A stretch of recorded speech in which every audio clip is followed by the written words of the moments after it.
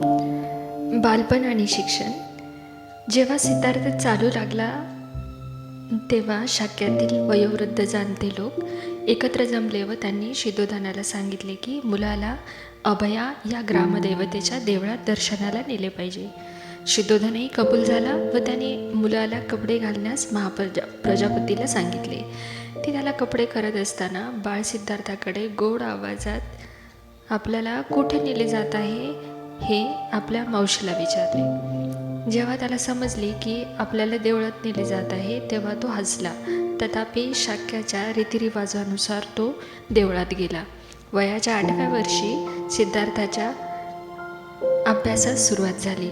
महामायेच्या स्वप्नांचा अर्थ सांगण्यासाठी शिदोधनाने ज्या 8 ब्राह्मणांना बोलवले होते व ज्यांनी सिद्धार्थाचे भविष्यकथन केले होते तेच त्याचे प्रारंभिक गुरुही झाले.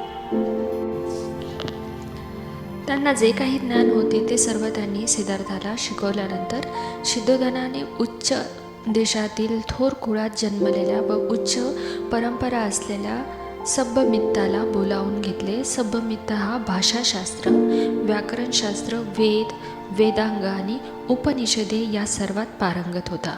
शिदोधनाने त्याच्या हातावर सुवर्ण कलशातून उत्तर प्रदान करून सिद्धार्थाला अध्ययनासाठी त्याच्या स्वाधीन केले. हा त्याचा दुसरा गुरु. त्याच्या हाताखाली सिद्धार्थ गौतमाने तत्कालीन सर्व दर्शनशास्त्रे आत्मसात केली. याशिवाय त्याने अलार कलामाचा शिष्य भारद्वाज याच्याकडून ध्यानधारणेची विद्या संपादिली. भारद्वाजाचा आश्रम कपिलवस्तू येथेच होता.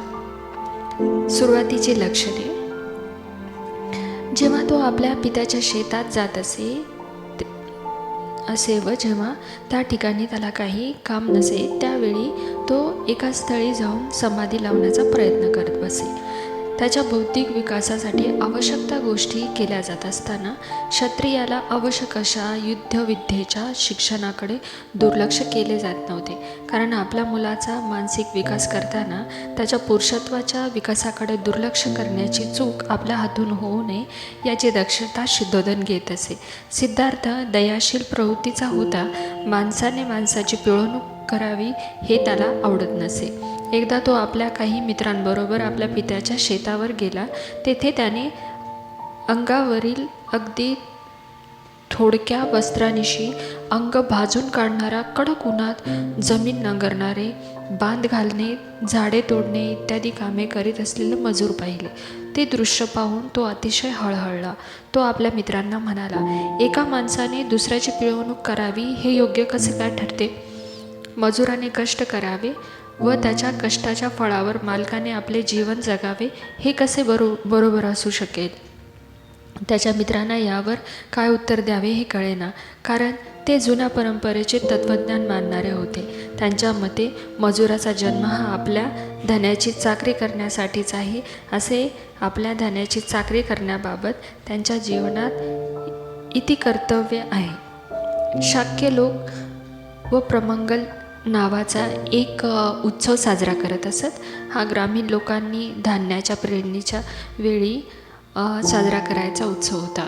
शाक्य लोकांच्या प्रथेनुसार या दिवशी प्रत्येक शाक्याला स्वतः आपल्या हाताने जमिनीची नांगर धरणे भाग पडत असत. सिद्धार्थ या प्रथेचे नेहमी पालन करत असे. तो स्वतः नांगर धरत असे. जरी तो विद्वान होता तरी त्याने शारीरिक श्रमाचा कधी तिरस्कार केला नाही. तो क्षत्रिय कुळात जन्मलेला होता आणि त्याला धनुर्विद्येचे आणि इतर शस्त्रे चालवण्याचे शिक्षण मिळाले होते. परंतु दुसऱ्याला निष्कारण इजा करणे त्याला आवडत नसे. शिकार करणाऱ्या मंडळात सामील होण्यास तो तयार नसे. त्याचे मित्र त्याला म्हणत, तुला वाघाची भीती वाटते काय? तेव्हा तो उत्तर देई, मला माहीत आहे तुम्ही वाघाला मारण्यासाठी जात नसून तेथे हरिण आणि ससे यांच्यासारखे निरुपद्रवी प्राण्यांना मारण्यासाठी जात आहात.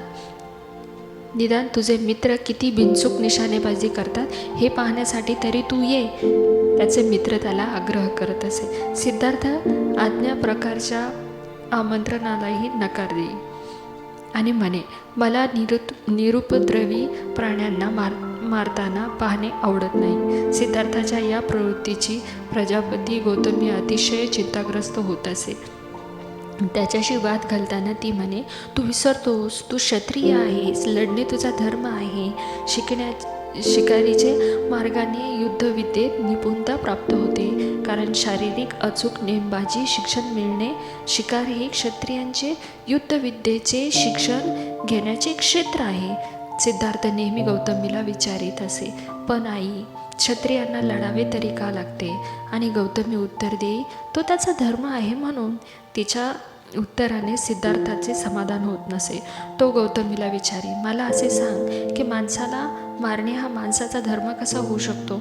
पण आई, जर सगळे क्षत्रिय एकमेकांवर प्रेम करू लागले तर हिंसा न करता आपल्या राज्याचे रक्षण करू शकणार नाही काय?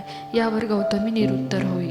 तो आपल्या मित्रांना आपल्याबरोबर बसून समाधी लावण्यास उपयुक्त करण्याचा प्रयत्न करी. त्यासाठी तो योग्य असे आसन घालून बसण्याची त्यांना शिकवी. त्यांना एखाद्या विषयावरती चित्त एकाग्र करण्यास शिकवी. मी सुखी व्हावे, माझ्या अपतेष्ट सुखी व्हावे, सर्व प्राणी मात्रा सुखी व्हावेत अशा प्रकारच्या विचारांची ध्यानाकरिता निवड करण्याविषयी तो त्यांना उपदेश करी. परंतु त्याचे मित्र या गोष्टीला महत्त्व देत नसत. ते त्यांची हसून थट्टा करत असे. ते डोळे बंद करीत, पण ते चिंतनाच्या विषयावर एकाग्र करू शकत नसत. उलट त्यांच्या दृष्टीपुढे शिकारीच्या हरणी किंवा खाण्याचे गोड पदार्थ असं त्यांच्या येत असत. त्यांच्या पित्याला व मातेला त्याचा हा ध्यानधारणेचा ध्यान आवडत नसे. तो क्षत्रियाच्या जीवनाच्या सर्वतः विरुद्ध आहे असे त्यांना वाटे. योग्य विषयावर चित्त एकाग्र केल्याने अखिल जगातील मनुष्यमात्रावरील प्रेम भावना द्विग्न होते यावरती सिद्धार्थाचा विश्वास होता. व या संबंधी खात्री देताना तो म्हणे, आपण जेव्हा प्राणीमात्रांचा विचार करतो तेव्हा त्या भेदाभेद व असमानता यापासून सुरुवात करतो. आपण मित्रांना शत्रूपासून वेगळे करतो. आपण आपल्या पाळीव जनावरांना मनुष्य प्राण्यांपासून भिन्न समजतो. आपण मित्र व पाळीव जनावरे यावर प्रेम करतो आणि शत्रू व हिंस्र पशूचा द्वेष करतो. हे भेदरेषा आपण ओलांडली पाहिजे. आणि आपण जेव्हा आपल्या चिंतनात व्यवहारी जीवनाच्या मर्यादेपलीकडे जातो तेव्हा हे करू शकतो. अशा प्रकारची त्याची विचारधारणा होती. त्याचे बालपण परमोच्च प्रेम भावनेने व्यापलेले होते. एकदा तो आपल्या पित्याच्या शेतावर गेला. विश्रांतीच्या वेळी एका झाडाखाली बसून तो निसर्गाच्या शांती व सौंदर्याचा आस्वाद घेत होता. इतक्यात आकाशातून एक पक्षी त्याच्यासमोर पडला. त्या पक्षाला बाण लागलेला होता व तो त्याच्या शरीरात रुतलेला होता. त्यामुळे तो पक्षी घायाळ होऊन तडफडत होता. सिद्धार्थ त्या पक्षाला वाचवण्यासाठी पुढे आला. त्याने त्याच्या अंगातील बाण उपटून काढला. त्याच्या जखमेवरती पट्टी बांधली व त्याला पिण्यासाठी पाणी दिले. त्याने त्या पक्षाला उचलले व ज्या जागी तो अगोदर बसला होता त्या जागी आला. त्याने त्या पक्षाला आपल्या उत्तरीय वस्त्रात गुंडाळले आणि ऊब देण्यासाठी त्याला आपल्या हृदयाशी धरले. सिद्धार्थाला आश्चर्य वाटले की या निष्पाप पक्षाला कोणी मारले असावे. थोड्याच वेळात त्याचा चुलत भाऊ देवदत्त शिकारीचे सर्व आयुधानिशी तेथे आला. त्याने सिद्धार्थाला सांगितले की आकाशात उडत असलेल्या एका पक्षाला आपण बाण मारला आहे. तो पक्षी जखमी झाला असून काही अंतरावर उडून गेल्यावर तो इथेच कुठेतरी पडला असावा. तो तू पाहिलास का? सिद्धार्थाला त्याने विचारले. सिद्धार्थ म्हणाला, होय.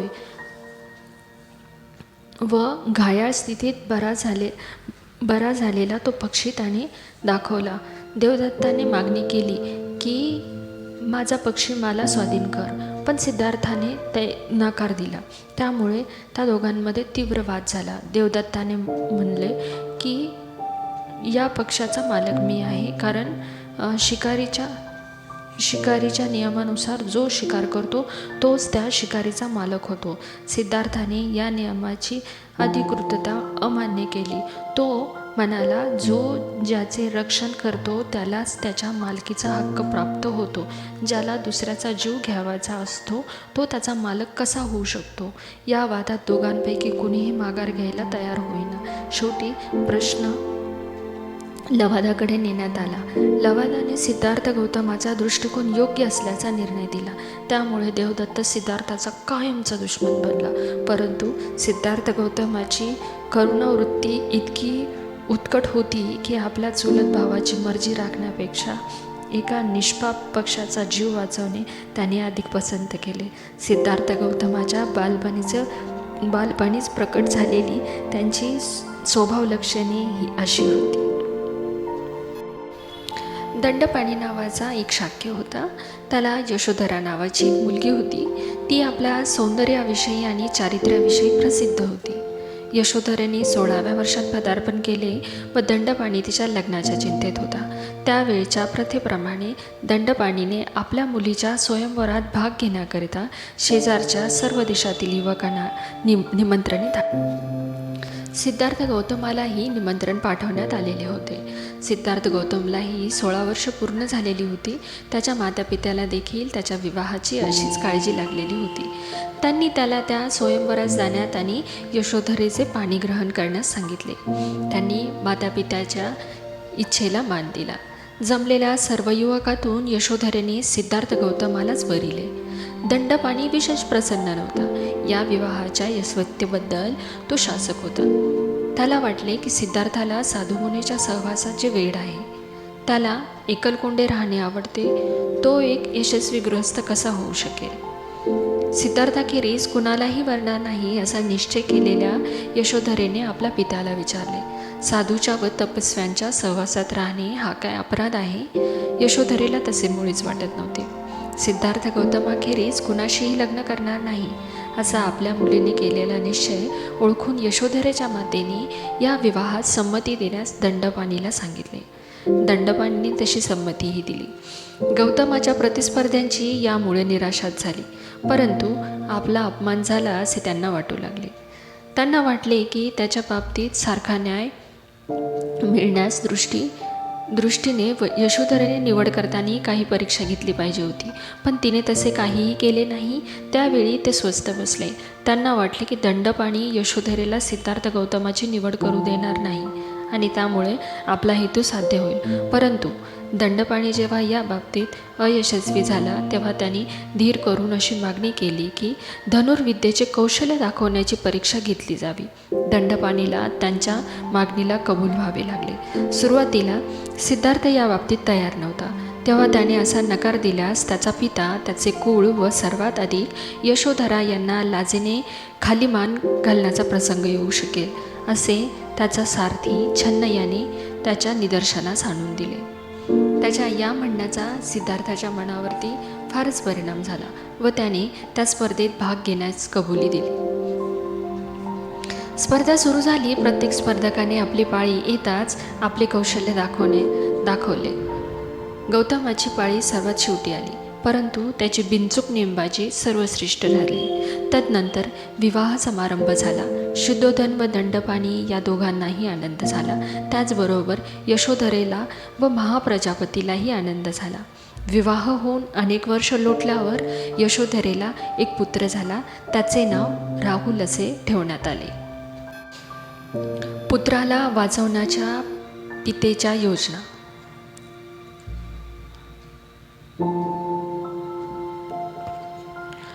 आपल्या पुत्राचा विवाह होऊन व त्याने सांसारिक जीवनात प्रवेश केला हे पाहून राजाला संतोष झाला. तथापि याचबरोबर असित मुनीची भविष्यवाणी त्याचा सारखा पिछा पुरवत होती. ते भविष्य खरे होऊ नये म्हणून राजाने त्याला वैश्विक सुखविलासात गुंतवून ठेवण्याचा विचार ठरविला. हा उद्देश दृष्टीपुढे ठेवून शुद्धोधनाने आपल्या पुत्राला राहण्यासाठी 3 राजमहाल बांधले. एक उन्हाळ्यात राहण्यासाठी, एक पावसाळ्यात राहण्यासाठी व एक हिवाळ्यात राहण्यासाठी. हे तिन्ही राजमहल विलासी जीवनाला उत्तेजक अशा सर्व प्रकारच्या साधनांनी सुसज्ज करण्यात आलेले होते. प्रत्येक महालाभोवती विविध जातीच्या वृक्षांची आणि फुलांची मनोहारी रचना केलेली विस्तृत अशी उद्यानं होती. आपल्या कुटुंबाचा पुरोहित उदयीन याच्याशी सल्लामसलत करून राजाने राजपुत्रासाठी अतिसुंदर युवतींनी युक्त अशा अंतपुराची व्यवस्था करण्याचा विचार ठरवला. तेव्हा शुद्धोधन राजाने जीवनातील सुख उपभोगासाठी राजकुमाराला वश कसे करून घ्यावे याचा त्या सुंदरींना सल्ला देण्यास उदयनास सांगितले. अंतपुरात ठेवण्याच्या स्त्रियांना एकत्रित करून उदयनाने त्यांनी राजकुमाराला वश कसे करून घ्यावे याची त्यांना प्रथम माहिती दिली. त्यांना उद्देशून तो म्हणाला, तुम्ही या प्रकारच्या सर्व वशीकरण कलात कुशल आहात. तुम्ही मदनाची भाषा जाणता. तुम्ही चतुर आहात. तुमच्या ठायी सौंदर्य आणि आकर्षकता परिपूर्ण आहे. तुम्ही तुमच्या कसबात वाकबकार आहात. तुमच्या या कलागुणांनी ज्यांच्या ठायी काही वासना शिल्लक राहिलेली नाही अशा योग्याच्या सुद्धा तुम्ही चित्त अस्वस्थ करू शकता आणि ज्यांना केवळ स्वर्गीय अप्सराच भुलवू शकतात अशा देवांना सुद्धा तुम्ही आपल्या मोहपाशात गुरफटू शकता. हृदयातील भावना व्यक्त करण्याच्या तुमच्या कौशल्याने, तुमच्या नखरेलपणाने, तुमच्या शरीर शोष्ट आणि अकृत्रिम अशा लावण्याने तुम्ही जर स्त्रियांनाही मोहित करू शकता तर मग पुरुषांना तुम्ही किती सहज अंकित कराल. आपल्याला क्षेत्रात अशा प्रकारे कुशल असलेल्या तुम्हाला राजपुत्राला जिंकून त्याला तुमचा बंदी करणे व प्रेमरज्जूंनी बांधून त्याला तुमचा अंकित करून ठेवणे असाध्य नाही. या बाबतीत तुमच्या हातून घडलेली एखादी भित्रेपणाची कृती लज्जेने डोळे मिटणाऱ्या एखाद्या नववधूला शोभेल, पण तुम्हाला ती शोभणार नाही. निसंशय हा वीर पुरुष आपल्या पराक्रमामुळे महान आहे, परंतु तुम्हाला त्याचे काय? स्त्रीचे सामर्थ्य त्यापेक्षाही मोठे आहे, हाच तुमचा दृढ निश्चय असू द्या. प्राचीन काळी ज्यांना जिंकणे देवांनाही कठीण होते अशा एका महान तपस्व्याला काशीतील एका सौंदर्यवती वैश्येने लाथा मारून चिडकारून आपल्या पायी लोळण घालत ठेवले होते आणि महान तपस्वी विश्वामित्राला तो तपश्चर्येत निमग्न असताना घृताची नावाच्या अप्सरेने 10 वर्ष जंगलात आपला बंदी करून ठेवला होता. यासारख्या अनेक तपस्व्यांना जेथे स्त्रियांनी कवडेमोल केले तेथे ज्याचे यौवन पुष्प प्रथमच उमलत आहे अशा कोमल कुमाराची काय कथा. हे असे असल्यामुळे तुम्ही धीटपणाने असे प्रयत्न कराल की राजकुळाची वंश परंपरा सिद्धार्थाकडून खुंटणार नाही. सामान्य स्त्रिया सामान्य पुरुषाला अंकित करतात, परंतु याच खऱ्या स्त्रिया की ज्या असाधारण स्वभावाच्या पुरुषांना जिंकतात. राजपुत्राला वश करण्यात स्त्रियांचे अपयश. उदयनाचे हे शब्द त्या स्त्रियांच्या हृदयाला लागले व राजपुत्राला वश करण्यासाठी आपले सर्व सामर्थ्य पणास लावण्यास त्यांनी निश्चय केला. तथापि त्यांच्या भ्रुकुटी, त्यांचे कटाक्ष, त्यांचे नखरे, त्यांचे हसणे, त्यांच्या नाजूक हालचाली हे सर्व काही त्यांच्या ठायी असूनसुद्धा त्या अंतपुरावासिनी युवतींना आपण राजकुमारला वश करू शकू अशी स्वतःबद्दल खात्री वाटत नव्हती. परंतु पुरोहित उदयनाच्या प्रभावाच्या जाणीवेमुळे थोड्याच वेळात त्यांना आत्मविश्वास जागृत झाला. नंतर त्या स्त्रिया आपल्या कामगिरीस लागल्या. हिमालयाच्या अरण्यात हत्तीनीच्या कळपासमवेत हत्ती जसा फिरत असतो तशा त्या उपवनात त्या आपल्या समवेत राजपुत्रास हिंडवण्यास लावू लागल्या. स्त्रियाच्या समवेत तो राजपुत्र त्या मनोहर उद्यानात सूर्य जसा अप्सरांना घेऊन आपल्या राजोद्यानात फिरावा तसा शोभून दिसत होता. त्यांच्यापैकी काही जणींनी कामाकुल होऊन सहज लागलेल्या धक्क्यात त्याला आपल्या भरदार व बिनस्तानांनी दाबून धरले, तर दुसऱ्यांनी ठेच लागून पडत असल्याचा बहाणा करून त्याला घट्ट आलिंगन दिले व आपले वेलीसारखे गोंडस हात त्याच्या खांद्यावरती लोंबकळत सोडून त्याच्यावरती वाकल्या.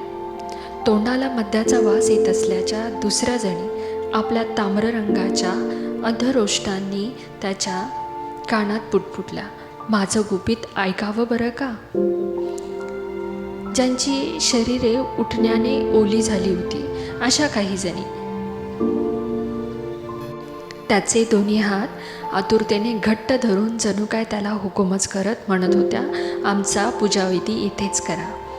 मद्य पिऊन झिंगल्याचे सोंग करणारी दुसरी एक तिचे निळे वस्त्र पुन्हा पुन्हा खाली सरकत असताना आपली जीभ दाखवत अशी उभी होती की रात्रीच्या चमकणाऱ्या विदुलतेप्रमाणे ती चटकन नजरेत भरत होती. काही जणी आपल्या सोन्याच्या पैंजणाचा आवाज करत तलम वस्त्रात झाकलेली आपले अंगे त्याला दाखवीत इकडे तिकडे फिरत होत्या. दुसऱ्या काही जणी आम्रवृक्षाची फांदी हातात धरून सुवर्ण कलशाप्रमाणे दिसणारे आपले उरोज मुद्दामून दाखवत उभ्या होत्या. कमलांच्या ताटव्यातून आणलेली कमलपुष्पे हातात धरलेली एक कमलनयना कमलावती पद्मादेवीसारखी त्या कमलमुख राजपुत्रा शेजारी उभी होती. दुसरी एक सहज समजू शकेल असे मधुर गीत हावभावपूर्वक गात व त्या आत्मसंयमी पुरुषाला कामोत्सुक करण्याचा प्रयत्न करत होती आणि आपल्या कटाक्षाने जणू काय म्हणत होती, तुम्ही भ्रमात आहात बरं महाराज. दुसरी एक जण आपल्या तेजस्वी चेहऱ्यावर आपल्या भ्रुकुटीची कमान ताणून वीर पुरुषाला आविर्भाव आणून त्याची नक्कल करत होती. जिच्या कानातले कुंडले वाऱ्यावर सारखे हलत होती. अशी प्रफुल्ल उरोज असलेली दुसरी एक यौवना त्याच्याकडे पाहत मोठमोठ्याने हसून जणू काही सांगत होती, जमत असेल तर पकडा मला. दुसरीकडे जात असताना दुसऱ्या एकीने त्याला पुष्पहाराने बांधून ठेवलेले, तर बाकीच्या काही जणी मधुर पण हत्तीच्या मस्तकातील अंकुराप्रमाणे बोचक अशा शब्दाचा मारा करून त्याला जणू काय शिक्षाच करत होत्या.